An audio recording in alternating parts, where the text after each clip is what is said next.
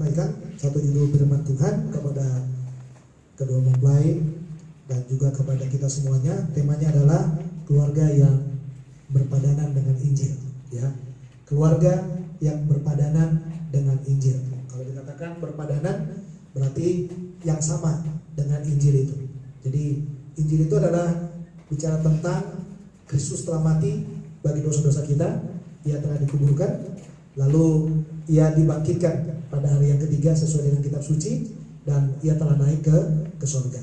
Nah, dari situ semua dasar pergerakan kita.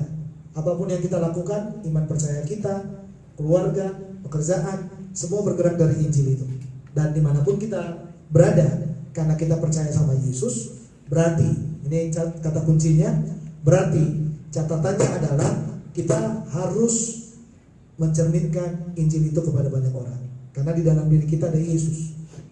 Percaya ya saudara ya. Kecuali saudara nggak percaya ada Yesus dalam dirimu, habis ibadah ini boleh ketemu saya, nanti saya kasih tahu bagaimana cara untuk bertemu dengan Yesus. Tapi saya percaya semua kita yang di dalam ruangan ini adalah orang-orang yang sudah punya pengalaman pribadi dengan Tuhan Yesus, ya. Nah, mari kita baca ayatnya dulu, nanti saya akan jelaskan dalam khotbah ini. Hanya hendaklah hidupmu berpadanan dengan Injil Kristus, supaya apabila aku datang aku melihat, dan apabila aku tidak datang aku mendengar, bahwa kamu teguh berdiri dalam satu roh dan sehati, sejiwa, berjuang untuk iman yang timbul dari berita Injil, dengan tiada digentarkan sedikit pun oleh lawanmu. Bagi mereka semuanya itu adalah tanda kebinasaan, tetapi bagi kamu tanda keselamatan, dan itu datangnya dari Allah. Sebab kepada kamu dikaruniakan bukan saja untuk percaya kepada Kristus, melainkan juga untuk menderita untuk Dia dalam pergumulan yang sama seperti yang dahulu kamu lihat padaku, dan yang sekarang kamu dengar tentang aku. Bapak Ibu, hidup yang berpadanan dengan Injil. Tadi saya katakan berpadanan berarti sesuai. Sesuai dengan apa? Sesuai dengan Injil itu. Jadi apa yang diharapkan oleh Injil Kristus, yang adalah Kristus itu sendiri, yang di dalamnya, itu sebenarnya harus menjadi patron kita, harus menjadi patokan kita dalam mengerjakan apapun, khususnya dalam membangun rumah tangga Kristen. Membangun rumah tangga Kristen, saya sangat yakin itu bukan sesuatu yang mudah. Ya, saya bulan April kemarin saya sudah menikah 21 tahun. Tapi 21 tahun itu bukan waktu yang mudah bagi saya secara pribadi. Bukan yang mudah juga bagi istri saya, dan mungkin nggak mudah juga bagi anak-anak saya. Karena apa? Karena membangun satu formasi rumah tangga yang berpadanan dengan Injil itu saudara, perjuangan yang sangat luar biasa itu. Perjuangan yang sangat berat sekali. Kenapa saya katakan seperti itu? Karena orang Kristen itu kan tidak menganut paham apa? Kawin cerai. Ya kan? Jadi siapa namanya Julius, kalau bosan kau butuh apa, kau ceraikan, nanti kawin lagi gitu ya. Enggak kayak gitu. Jadi rumah tangga Kristen itu hebat apapun berantakannya di dalamnya, ya, bagaimanapun kita harus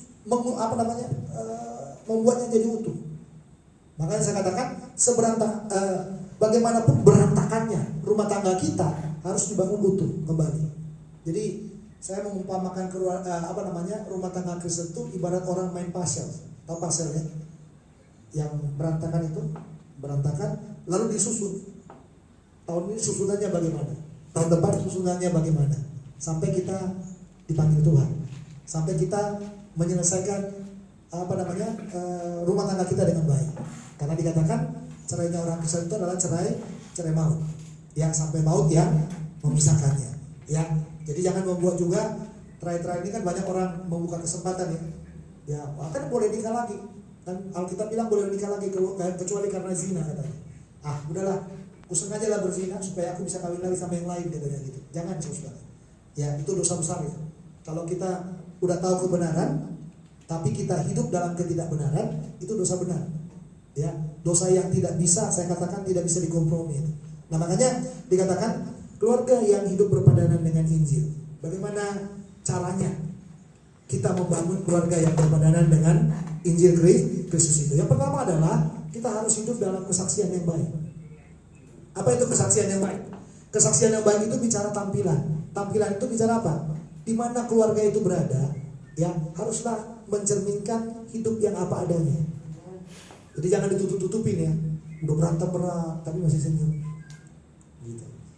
Ya, Tapi jangan teriak-teriak juga, oh lagi berantem kita ya gitu. Jangan kayak gitu juga. Nah, karena yang dikatakan dalam bagian ini, ya hanya hendaklah hidupmu berperan dengan Injil Kristus supaya apa? Apabila aku datang. Siapa ini? Paulus. Katakan saya yang memberkati. Sekalian berdoa sekarang baik-baik. Tapi dikatakan apabila aku datang, aku melihat. Dan apabila aku tidak datang, aku mendengar. Ya, bahwa kamu teguh berdiri dalam satu roh. Ya, jangankan yang sini kan manis. Nanti 3 hari lagi membedai terus. Jangan lah ya, masih rumah tangga yang bagus gitu ya. Ya, rumah tangga yang baru itu nggak boleh membedai kata orang gitu ya. Ya, tapi saya mau kasih tahu, 5 tahun pertama pernikahan itu manis semuanya. 5 tahun kedua menuju 10 tahun mulai muncul situ prahara. Jadi hati-hati, saudara, setelah 5 tahun itu yang namanya kawin cerai itu lebih kuat di 5-10 tahun itu. Ini yang saya pelajari ya dalam pelajaran psikologi itu. Ya, lalu 10 tahun, jadi 5 tahun aja. 5 tahun pertama aman, bulan madu namanya. Ya, lalu 5 tahun kedua mulai muncul gelombangnya. Ya kan, mulai muncul gelombangnya. Lalu 5 tahun yang ketiga baru penyesuaian. Bayangin, penyesuaian 5 tahun ketiga. Ya, jadi 10-15 tahun. 5 tahun yang keempat baru saling kenal seperti kakak adik. Ya, karena seperti kakak adik dan seterusnya. Ya, jadi nggak ada yang perfect kan? Nggak ada.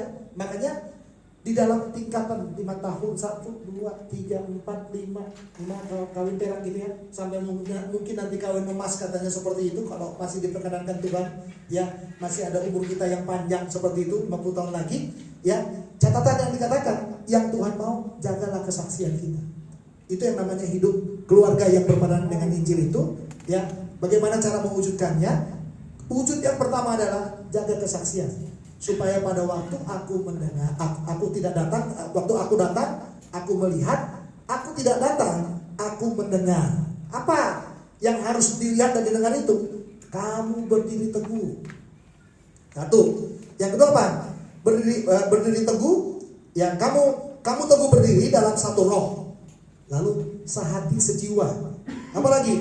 Ya, lalu dikatakan berjuang, sehati sejiwa berjuang untuk iman yang timbul dari berita Injil. Lalu ayat 28, dengan tiada digentarkan sedikit pun oleh lawanmu. Ya, banyak nanti akan masuk ya. Untuk kita menjaga kesaksian kita itu akan banyak masuk hal-hal yang tidak berkenan, itu akan banyak masuk ke dalam keluarga kita. Ya, apalagi suka pergi sekian lama, ya kan, namanya juga hidup toh. Ya, pergi sekian lama, 3 hari, seminggu, sebulan biasanya, sebulan nggak bersama dengan keluarga. Nanti terangkan kiri kanan, oh gini loh, atau kamu tidak tahu apa anak harus bisa menyalin dengan baik. Jangan langsung temperamen ya tuh, karena partai hukum itu temperamen semua bawahnya itu, ya kan? Ya jangan langsung temperamen cepat, gitu jangan saudara. Harus sabar, ya sabar, teliti dulu baik-baik, gitu ya, lihat baik-baik. Nah supaya apa?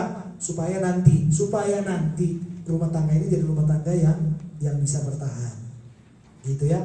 Nah sama juga. Ya, jadi apa yang didengar mungkin ya saudari Jojo mungkin dengar suami itu gini, suamimu itu gini gitu.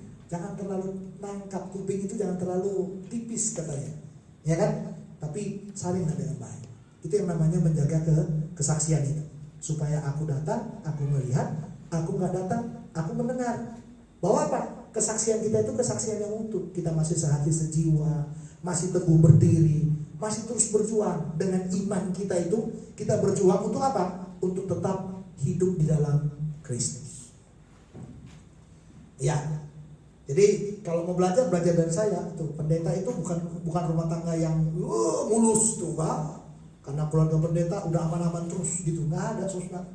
Iya, kadang-kadang lebih sadis lagi kadang-kadang. Nah, tapi bagaimana membuat seni ibarat orang main gitar itu?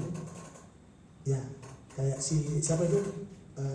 Gitar andung itu kan udah tua gitu, tapi kan masih bisa main gitar. Dia petik gini gitu ya. Dia mainkan bagaimana caranya supaya orang bisa melihat, menyanyi dengan baik. Rumah tangga itu seni. Ya, ada kalanya manis semuanya, ada kalanya uangnya banyak, ada kalanya miskin kali, nggak ada apa-apa. Ada kalanya hampir udah mau kolaps, tapi karena anak Tuhan kan nggak pernah kolaps kan. Ya, hampir mau kolaps. Tapi tetap harus menjaga kesaksian supaya Tuhan dimuliakan di atas segalanya. Tadi yang dikatakan ya buat mempelai ya, Julius dan Jujur, coba lihat di sana. Jadi keluarga yang berpadanan dengan Injil itu adalah keluarga yang mampu menjaga kesaksian dari rumah tangganya. Kesaksian rumah tangga itu sudah tentu ada Julius di dalamnya, ada Jojor di dalamnya. Ini dua menjadi satu. Jadi dua-duanya harus menjaga kesaksian itu dengan baik. Ya kan? Ya, makanan pun belum tentu sama kan makanan kan? Gitu. Kecuali Pak Herman tuh paling enak. Ya kata Bu Sulalah itu, ya sandal pun bisa jadi rasa babi gitu. Kadang-kadang gitu kalau makannya gitu. Ya karena apa? Ya karena biasa susah, biasa sakit, ya kan? Jadi apapun yang saya nikmat itu ya di bawah sukacita aja. Nggak pernah protes, kamu masaknya kayak gini melulu, tahu tempe gitu ya kan? Ya, apalagi kita kan dari sekolah pendeta itu kan 5T itu kan selalu ada di asrama gitu. Ya kan 5T itu selalu ada. Nanti di rumah tangga muncul lagi 5T itu. Ya kan? Tahu, tempe, ya, telur, apalagi itu terong, ya kan? Terakhir tatang panjang. Ya, maksudnya agak panjang, tidak bilang tatang panjang itu saudara itu ya. Itu yang terakhir. Ya, dan dalam keluarga juga yang jalankan itu aja kan saudara ya. Bang, aku malas sekali masak bang. Terus apa yang ada? Itu tuh tadi aku sambalkan lah tahu tempe. Makan aja lah bang ya. Aku nggak keburu adanya gitu. Ya, bagaimanapun ingat, hai calon ibu, calon istri yang baik atau jadi istri yang baik itu, jangan pernah lakukan aktivitas apapun sebelum engkau bersekutu dengan Tuhan. Yang pertama itu Tuhan pasti ya, Tuhan. Lalu sebelum engkau mengurus suami dan anak-anak. Ya, ibu-ibu metropolitan itu kan paling canggih sekarang. Halo, katanya gitu kan? Iya, suaminya udah duduk meja, mana ya kopinya ini? Gitu. Halo, oh iya kan? Kadang-kadang kalau ditanya, mana kopinya? Bikin aja sendiri, katanya gitu kok saudara itu. Kadang-kadang kayak gitu. Ya, tolong ambilin dulu, ambil aja sendiri. Itu akan ada di situ katanya. Emang saya tahu ada di situ. Ya kan? Ya nggak bapak-bapak? Apa kita nggak tahu pakaian kita ada di lemari? Tahu kan kita kan? Tapi kan paling banyak kalau diambilin, benar nggak? Ya tolong dong ambilin ini, kaos kaki, sapu tangan ambil ada itu ada di lemari. Tahu ada di lemari, tahu banget saudara itu, tahu banget itu. Tapi kadang-kadang orang nggak mau ngambil itu. Kenapa? Itu tadi halo. Gitu. Ya, coba lihat tuh, istri-istri ini berapa persen hidup kita dengan JJ daripada hidup kita dibelai sama suami kita. Ya kan? JJ terus yang dibelai. Katanya gitu saudara ya. Nah suaminya balas lagi, kau juga main JJ, aku juga main JJ, katanya gitu saudara itu ya. Nah jadi rumah tangga itu harus dijaga kesaksiannya, keutuhannya. Kadang-kadang itu akan bisa menghancurkan kita itu. Ya itulah yang namanya berhala baru. Ya berhala baru itu apa? JJ kita berhala baru itu. Ya kadang-kadang kan kalau dipanggil anak kita aja coba ya kalau kita panggil ya Candice gitu, iya pak, tolong ambilin ini. Iya ntar lagi kenapa sih katanya gitu. Udah ntar lagi katanya gitu saudara itu. Nah itu dia. Jadi lihat di sana. Hidup itu, keluarga itu harus berpadanan dengan Injil. Bagaimana caranya? Kita harus menjaga kesaksian kita. Lalu yang kedua adalah kita harus siap hidup dengan percaya kita. Itu keluarga yang berpadanan dengan Injil. Hidup dengan percaya. Apapun yang dilakukan itu artinya gini. Apapun yang kita lakukan, percayalah Tuhan memberkati. Amin. Setuju ya? Apapun yang di tangan kita ini, percayalah bahwa Tuhan itu sanggup memberkatinya. Apapun yang Tuhan berikan kepada kita, percayalah bahwa Tuhan sanggup melimpahkan segalanya buat kita. Makanya dikatakan dalam ayat ini, dalam ayat yang ke-29, sebab kepada kamu dikaruniakan bukan saja untuk percaya. Jadi kita harus percaya, tapi kepada kita bukan hanya dikaruniakan untuk percaya saja, tapi dikatakan juga menderita bagi Dia. Jadi karena percaya kita ini, kadang-kadang penderitaan itu ada. Coba, nanti kita tinggal rata-rata di keluarga yang bagaimana? Apakah semua keluarga yang percaya Tuhan? Belum tentu. Apakah sekeliling kita itu, saudara, sekeliling kita itu adalah orang-orang yang mengasihi Tuhan? Belum tentu. Kadang-kadang kita melihat, ada satu teman, lagi datang berjemaah di tempat ini. Ya, dia bilang dia tinggal di satu, nggak usah sebut namanya lah ya, nggak bagus sebut nama itu ya. Dia tinggal di situ katanya. Mayoritas siapa? Mayoritas kita orang Batak. Tapi mayoritas orang Batak katanya di sana pekerjaannya apa? Pekerjaannya itu. Tahu ya? Parleng katanya main kartu itu ya, parleng kalau di kampungnya Layar Ridwan itu dibilang parleng itu namanya, di kampungnya kami maksudnya ya. Parleng katanya itu. Ya. Sampai apa? Dia datang ke sini sampai cerai sama istrinya gara-gara itu, saudara. Tuh. Dia tinggalkan istrinya. Apakah dia orang biasa? Enggak, pendeta, backgroundnya. Hamba Tuhan loh. Hamba Tuhan loh. Mantan mahasiswa saya lagi, pernah sekolah teologi dengan saya. Sarjana saya yang sama juga. Tapi lihat, dia tinggal di komunitas yang seperti itu. Jadi akhirnya apa? Gaya hidupnya seperti itu. Nah, keluarga yang berpadanan dengan Injil, seharusnya keluarga itu harus hidup dengan iman percayanya. Tapi bukan hanya iman percaya saja, tapi dia juga harus siap menderita karena iman percayanya itu. Jadi kita kadang-kadang harus terasa juga. Kadang-kadang orang mentertawakan kita. Kadang-kadang kita mau ke gereja juga dilihat kiri kanan kita itu kan. Ya nggak usah khawatir. Karena bagaimanapun Tuhan itu bersama-sama dengan kita. Tuhan itu tahu iman percaya kita. Ya, apalagi nanti di kampung tempat tinggal itu tuh. Ya, mudah-mudahan PDIP menang di sana supaya berubah kota itu. Ya kan? Ya, tapi kalau masih yang itu megang saudara, wah statusnya akan seperti itu tuh. Akan susah semuanya di situ. Ya, tapi catatan yang harus kita ingat di sana. Mari kita belajar jadi orang percaya yang benar-benar hidup dengan percaya kita. Bukan hanya percaya kita saja, tapi kita harus siap menerima risiko dari percaya kita itu. Makanya dia bilang, karena kepada kamu bukan hanya percaya, kan berarti dikaruniakan bukan hanya percaya. Berarti percaya itu kan sudah dikaruniakan. Ya, bukan hanya percaya itu saja katanya, tapi ada karunia yang berikutnya. Kita dipercaya untuk menderita. Ya, menderita kata kunci. Jadi kalau kita dipercaya untuk menderita, apa yang harus kita lakukan? Kita harus siap menghadapi segalanya. Jagalah rumah tanggamu dengan utuh. Jagalah keluargamu dengan utuh. Supaya keluarga itu tetap apa? Kokoh. Makanya dikatakan dalam ayat yang ke-30 itu, dalam pergumulan yang sama seperti yang dahulu kamu lihat padaku dan yang sekarang kamu dengar tentang aku. Karena iman percayanya Paulus menderita. Karena iman percaya kita dalam keluarga kita pun kita bisa menderita juga. Ya, makanya ikut Yesus itu bukan ikut Yesus yang mudah bagi kita. Kalau ada orang ikut Yesus, ya rumah tangganya mulus saja, saya ragu itu saudara. Tapi kalau rumah tangganya udah diterpa, diserang sana, itu ya. Nah itu saya semakin sadar itu bahwa ternyata kita sedang membangun rumah tangga yang berpadanan dengan Injil Kristus. Jadi keluarga yang berpadanan dengan Injil Kristus. Kita harus membangun keluarga yang berpadanan dengan Injil Kristus. Bagaimana caranya? Cara yang pertama, jaga kesaksian keluarga kita. Yang kedua adalah ya hidup dengan iman percayamu dan segala risiko yang ada di dalamnya. Itu intinya. Jadi marilah Julius dan Jojo menataplah jauh ke depan. Bahwa engkau bukan membangun keluarga yang gampangan, bukan membangun keluarga yang murahan, tapi kalian sedang membangun keluarga yang kuat, kokoh, yang tidak tergoyahkan oleh situasi apapun di tengah-tengah dunia ini. Jadi ini yang saya mau sampaikan hari ini kepada saudara berdua dan kepada kita semuanya. Marilah kita membangun keluarga yang berpadanan dengan Injil Kristus. Mari kita berdoa.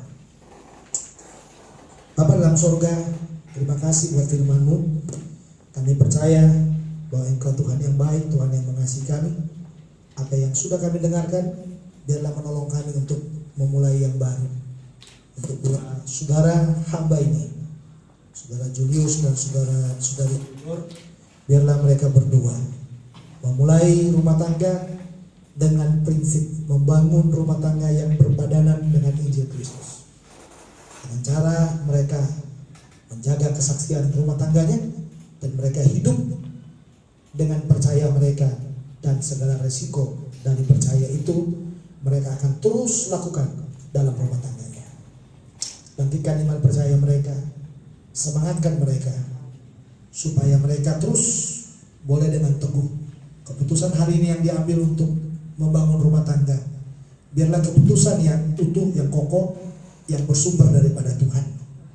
Jauhkanlah mereka dari hal-hal yang tidak berkenan kepadamu, dan biarlah hati mereka sepenuhnya diarahkan kepada Tuhan, karena mereka adalah orang yang percaya kepada Tuhan, orang yang berharap kepada Tuhan, dan biarlah mereka hidup dalam pengharapan kepada Tuhan juga. Ada keluarga yang hadir di tengah-tengah mereka yang menyaksikan dan mendoakan pemberkatan nikah ini.